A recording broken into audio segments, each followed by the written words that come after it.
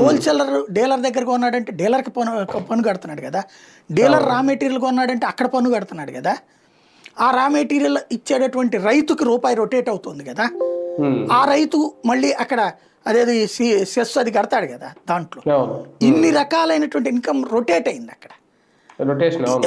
ఒకే డబ్బులు 5 సార్లు పన్ను వచ్చింది మళ్ళీ వెనక్కి. ఇదే సందర్భంలో ఉపాధి దొరికింది పబ్లిక్. ఇది అంతర్జాతీయ సూత్రం. ఆ పేరేంటి, అంతర్జాతీయ ఆర్థిక నిపుణులు కూడా చెప్పిన మాట అది. డబ్బులు చేతిలో ఆడాలి అన్నటువంటి.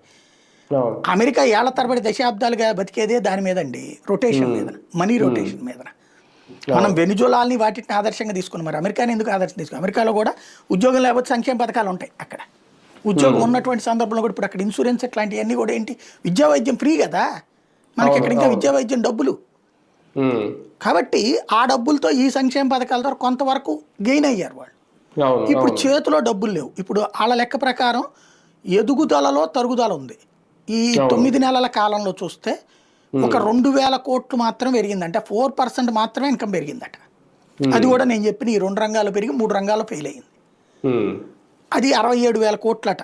ఏది ఈ 9 నెలల్లో వచ్చింది ఆదాయం ప్రభుత్వానికి, పన్నుల రూపంలో కానీ ఇవన్నిటి వల్ల. అంటే చేతిలో డబ్బులు ఉండట్లా. ఎందుకని? లిక్కర్ డబ్బులేమో నాయకుల చేతిలోకి వెళ్ళిపోతుంది, మైనింగ్ డబ్బులు నాయకుల చేతిలోకి వెళ్ళిపోతుంది.